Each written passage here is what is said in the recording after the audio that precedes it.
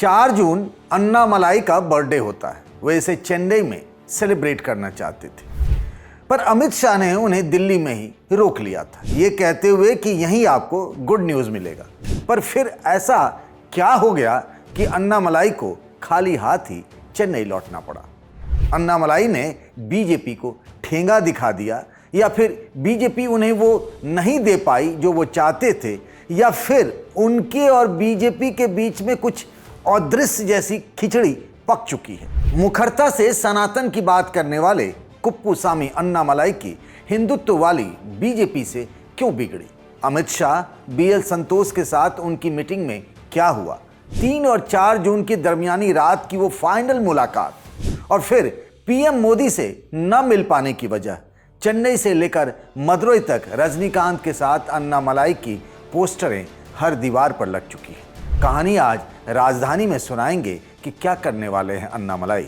नमस्कार, मैं हूं Pankaj Jha. Brought to you by Saluja Gold and Sharda University. बात शुरू करते हैं वहां से जब वो चेन्नई से रवाना हुए थे दिल्ली के लिए। हमने ये बताया भी था आपको कि जब वो निकले थे दिल्ली के लिए तो उनकी गाड़ी से बीजेपी का झंडा हट गया था, लेकिन जब वो दिल्ली आए तो फिर ये उम्मीद जगी और ऐसा माहौल बना कि वो अपने घर में ही रह जाएंगे, यानी बीजेपी में ही रह जाएंगे। बीजेपी में वो पार्टी के राष्ट्रीय महामंत्री बीएल संतोष के खास आदमी माने जाते हैं। तो जब वो दिल्ली आए तो सबसे पहले उनकी मुलाकात बीएल संतोष से हुई। बीएल संतोष ही उनको लेकर बीजेपी के राष्ट्रीय अध्यक्ष नितिन नवीन के पास ले गए। लंबी बैठक हुई और बातें हुई, कैसे कैसे क्या करना है और क्यों दिल दुखा है अन्नामलाई का, पूरी बातें बताई गई। ये फीडबैक केंद्रीय गृह मंत्री अमित शाह को भी दिया गया, और फिर उनकी मुलाकात अमित शाह से भी होती है। और अमित शाह से जो उनकी मुलाकात हुई है उस फोटो को गौर से देखिएगा। अमित शाह के बारे में ये कहा जाता है कि जिनसे भी उनकी बनती है, यानी जिनसे उनके कंफर्ट जोन होते हैं, अच्छे रिश्ते होते हैं, तो वो उनके चेहरे पे दिख जाता है। इस तस्वीर में देखिए मुस्कुराते हुए नजर आते हैं अमित शाह एक किताब हाथ में लिए हुए अन्नामलाई के सामने। लोगों को लगा अन्नामलाई बीजेपी में ही रुक जाएंगे। बीजेपी भी ऐसा चाहती है और राष्ट्रीय स्वयं सेवक संघ यानी आरएसएस भी ऐसा ही चाहता है, और अन्नामलाई के दिल के एक कोने में भी अभी भी बीजेपी ही थी। उसके बाद एक मैसेज गया अन्नामलाई के पास कि आप रुक जाइए, दिल्ली में ही ठहर जाइए, प्रधानमंत्री नरेंद्र मोदी से मिलना है। वो इंतजार करते रहे। दिन बीत गया, घंटे पर घंटे बीतते चले गए। तारीख तो बदल ही गई, लेकिन प्रधानमंत्री नरेंद्र मोदी की ऑफिस से उनके पास कोई बुलावा नहीं आया। उसके बाद आखिरी मुलाकात उनकी अपने उन्हीं नेता से हुई जो कहे जाते हैं बीजेपी में अन्नामलाई के गॉडफादर, यानी कि बीएल संतोष। ये मुलाकात, जैसा मैंने कहा कि 3 और 4 जून की दरमियानी रात को 2:30 बजे में मुलाकात हुई, और उसके बाद सुबह सुबह चेन्नई के लिए रवाना हो गए। यानी उस चैप्टर का अंत हो गया बीजेपी और अन्नामलाई का, जो ये कहा जा रहा था। और बीजेपी के हवाले से सूत्रों के मुताबिक ये कहा जा रहा था कि बात बन चुकी है, सिर्फ प्रधानमंत्री नरेंद्र मोदी से अन्नामलाई को आशीर्वाद लेना है, और अन्नामलाई बीजेपी में ही रहेंगे, पार्टी की कमान वही संभालेंगे और सब कुछ वही देखेंगे तमिलनाडु में। चूंकि अगर हम बात करें, किसी से भी पूछें कि तमिलनाडु में बीजेपी, तो बीजेपी का मतलब होता है अन्नामलाई। उन्होंने पार्टी और अपने को सिनोनिम्स कर लिया था। उन्हें राज्यसभा के सांसद का भी ऑफर दिया गया था, ये हमें पता चला है। लेकिन इतने पर ही नहीं माने, वो चाहते थे कि उन्हें फ्री हैंड दिया जाए, और तमिलनाडु में बीजेपी का झंडा, डंडा, एजेंडा सब कुछ अगर कोई तय करेगा तो वो सिर्फ अन्नामलाई। लेकिन शायद ये बात बन नहीं पाई। कहने वाले ये भी कहते हैं कि हो सकता है बीजेपी से उनकी बात नहीं बनी, लेकिन कोई और बात खिचड़ी पक सकती, उस पर आगे विस्तार से बात करेंगे। तमिलनाडु बीजेपी की वो कमान चाहते थे, यानी सब कुछ, सारे फैसले वो चाहते थे, एक बड़ा मूवमेंट खड़ा करें वहाँ पर। लेकिन शायद वो बात बन नहीं पाई, क्योंकि जहाँ भी देखें, जिस राज्य में भी देखें, बीजेपी का रिमोट कंट्रोल किसी भी राज्य में पार्टी का वो दिल्ली के पास ही होता है। तो एक तरीके से बीजेपी से उनका चैप्टर अब क्लोज हो गया है। अब ये कहा जा रहा है कि 5 तारीख को चेन्नई में अपने सहयोगियों के साथ वो अपने अगले फैसले का ऐलान करेंगे, यानी वो बताएंगे कि आने वाले दिनों में वो क्या करेंगे, रोड मैप के बारे में बताएंगे। लेकिन उससे पहले अभी जो चल रहा है वो है सिर्फ कन्फ्यूजन, क्योंकि उन्होंने इस्तीफा दिया प्राथमिक सदस्यता से बीजेपी के, ये किसी को नहीं पता है।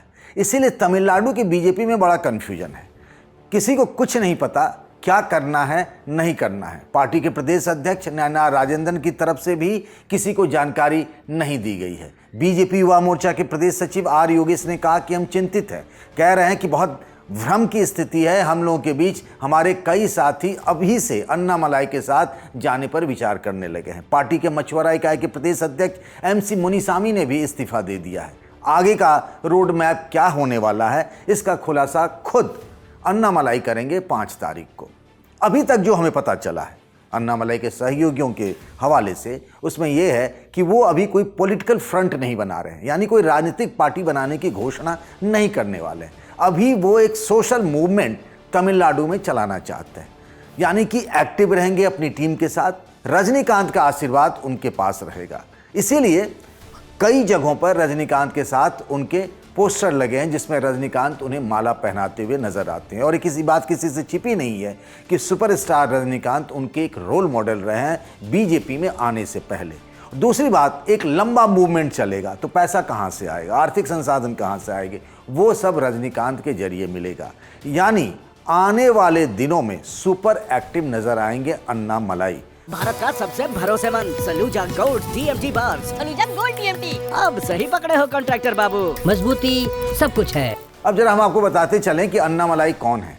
ये हमने आपको पहले भी राजधानी के एक एपिसोड में बताया था, फिर भी बहुत थोड़े में एक बार फिर से थोड़ी जानकारी देते हैं कि 2011 बैच के कर्नाटका कैडर के IPS अधिकारी रहे हुए।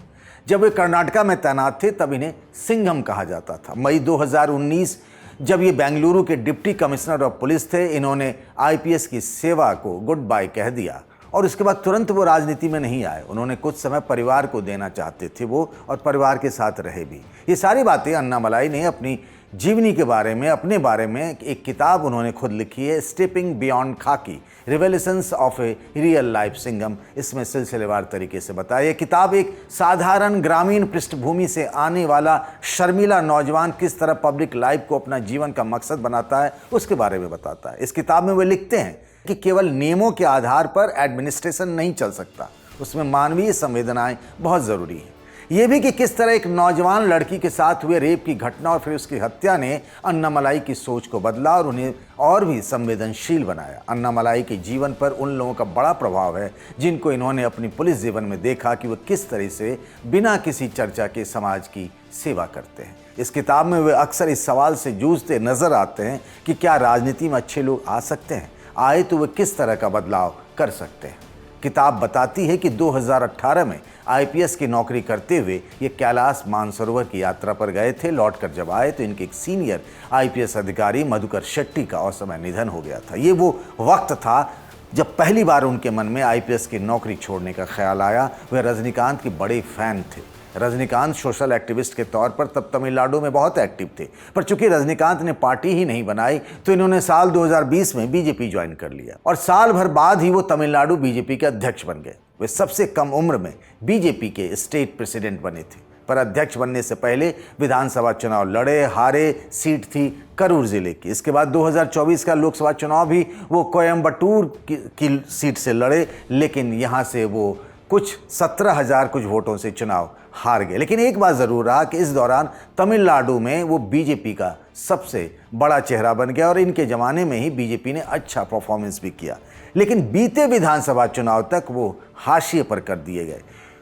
वे 6 विधानसभा क्षेत्रों का उन्हें प्रभारी बनाकर रखा गया और इसीलिए उन्होंने इस बार चुनाव लड़ने से भी मना कर दिया था। Where the software engineer meets the gifted content writer, the world comes together at Sharda University. अब सवाल ये है कि अन्नामलाई ने एक तरीके से बीजेपी से मुंह मोड़ लिया है। हालांकि कहने वाले ये भी कहते हैं कि आने वाले दिनों में अगर इनका प्लान सही बैठा तो ये भी हो सकता है कि ये और बीजेपी एक ही रास्ते पर हमराही बन जाए। पर अभी का तो यही है कि वो एक मूवमेंट खड़ा करेंगे। अन्नामलाई ने बातचीत में ही बताया कि उन्हें लगता है कि जिस तरीके से टीवीके के नेता विजय तमिलनाडु में एक नया चेहरा बनकर निकले हैं, राजनीति का मुख्यमंत्री बने हैं, लेकिन उनका यह मानना है कि बहुत जल्द तमिलनाडु के यूथ, खास तौर से तमिलनाडु के लोग और उनमें युवा वर्ग, उनका मोह भंग हो सकता है विजय से। मतलब विजय की सरकार टीवीके के सरकार के खिलाफ एंटी इनकम्बेंसी बनेगा। और उस हालात में जो पॉलिटिक्स चलती रही है कई दशकों से तमिलनाडु में, एक द्रविड़न पॉलिटिक्स जिसमें एआईडीएमके और डीएमके है, उसके तरफ जनता का रुझान नहीं होगा। विजय से की पार्टी जो एक नई उम्मीद लेकर आई है उससे मोहभंग हो जाएगा। तो उनको लगता है कि वो सारे लोग और सारे वोटर जो है वो अन्नामलाई की तरफ आएंगे और अन्नामलाई एक तरीके से तमिलनाडु में राजनीति की नई उम्मीद बन सकते हैं। और इसी उम्मीद के साथ उन्होंने एक नए रास्ते की भी शुरुआत की है बीजेपी से अलग। आपको क्या लगता है कि बीजेपी का इससे नुकसान है? और आने वाले दिनों में अन्नामलाई जो चाहते हैं वो हो पाएगा क्या? बताइएगा ज़रूर कमेंट बॉक्स में। राजधानी में आज के लिए बस इतना ही। इस वीडियो को बनाया हमारे साथी शुभम तिवारी ने। बाकी खबरों के लिए बने रहिए द लल्लन टॉप के साथ।